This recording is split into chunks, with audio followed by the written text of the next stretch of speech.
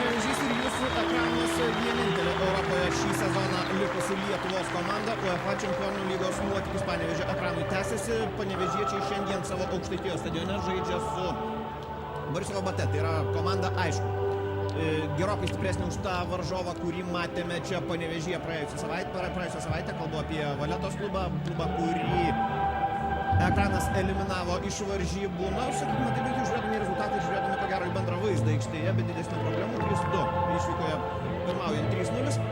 Pergalė namuose 1-0. Ankstyvas įvartis, kuris garantavo kelialapį į kitą varžybų etapą. Ir čia, na, kiek? Baltarusių sirgalių, kelios dešimtys, tačiau pakankamai triukšminga bendruomenė nuo rungtynių pradžios. Suprantama, kad atvažiavo čia palaikyti. Samusovas, abu gynėjai, aišku, atsiduria varžovo baudos aikštelėje. Ir pavyksta smūgiuoti į vartus Samusovui. Dar vienas įrodymas, kad ekranas iš tikrųjų yra stiprus tada, kai turi galimybę realizuoti standartinę situaciją.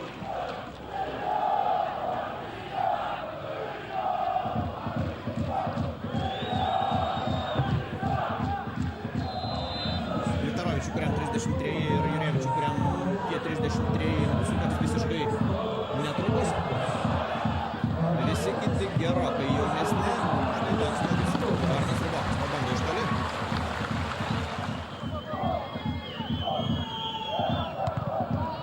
Tiksliai ir patikimai žaidžia ekrano vartininkas.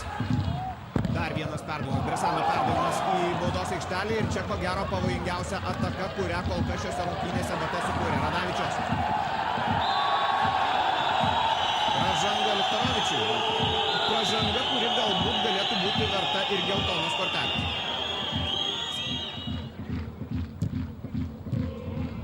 Bate, na, nemanau, kad Viktoras Gončiarenka patenkintas tuo, ką matė pirmajame kėlinyje atakuojant saviškiams. Kol kas pramušti su draskyti ekrano gynybos niekaip nepavyksta. Čia pražanga prieš Olegą Patockį. Jis ir Ramūnas Radavičius kol kas ant žolės. Radavičius. Dar kartą. Tai, kas įvyko čia. Už alkūnės, už rankos susiėmęs Ramūnas Radavičius nusileido labai nemaloniai. Matyt, Valdas Urbonas vis dėlto nėra pernelyg patenkintas tuo, ką mato. Morozas reikia manyti, keis kažkurį saugą.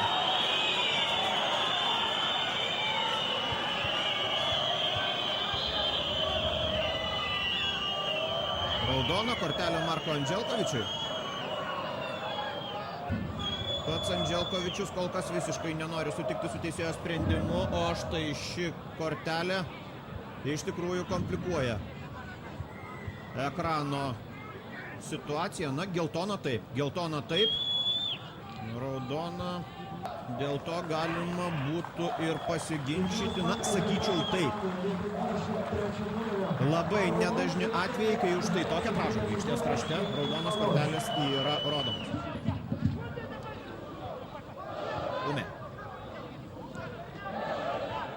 Vienas tarp trijų ir vis dar tęsiasi šokis su kamuoliu. Štai čia pražanga, už kurią taip pat būtų galima rodyti geltoną kortelę. Na, bet kuriuo atveju. Ir arbitrų dabar reikia, kad aistros aprimtų. Dar kartą štai čia. Įspūdinga, iš tikrųjų įspūdinga. Kodėl galima būtų rodyti kortelę? Sakau, todėl, kad jeigu nebūtų likęs su kamuoliu, ataka galėjo būti labai pavojinga. Radavičiaus perdavimas į vartininkų aikštelę.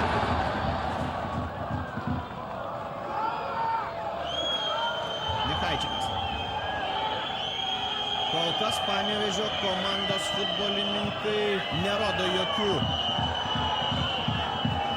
požymių, kurie leistų manyti, kad Andželkovičiaus pašalinimas yra smūgis, nuo kurio nebūtų galima atsigauti, ir nepanašu, kad ekranas galvotų vien apie savo vartų gynybą. Tai yra gerai. Tai, aišku, yra gerai.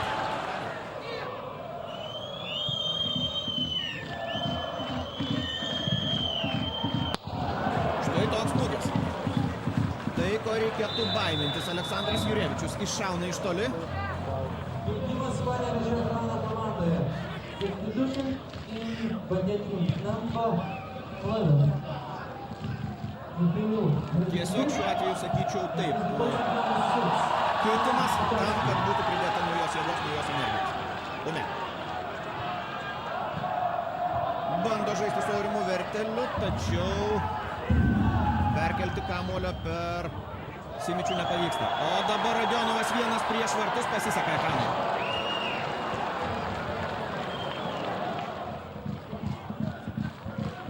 Aleknovičius. Radionovas. Pavojinga ataka, labai pavojinga ataka, kuri nesibaigia įvarčių tik todėl, kad Emilijus Zubas sužaidžia tiksliai.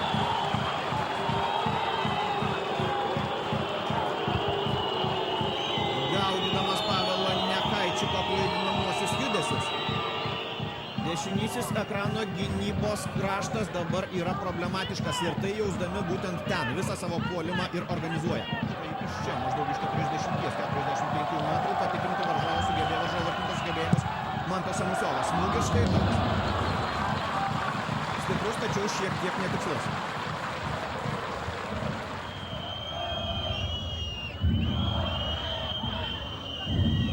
Filipo Rudiko perdavimas į baudos aikštelę ir pasiseka. Šiuo atveju pasiseka. Ekranui įvirpsta, atsimuša kamuolys.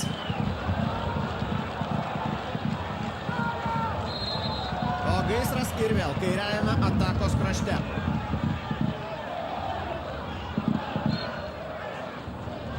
Buvo epizodų, po kurių Viktoro Vančerenkos komanda pajuto, jog įmušti gali. O tai, kad atakuojama didelėmis pajėgomis, aišku, suteikia galimybių ir ekrano futbolininkams. Dėl to nekartauja. Jeigu už tokį epizodą buvo rodoma raudona Andželkovičiui, tai čia, ko gero, lygiai tokia pat raudona. Bet šiaip ar taip. Viskas. 0-0. Toks yra rezultatas.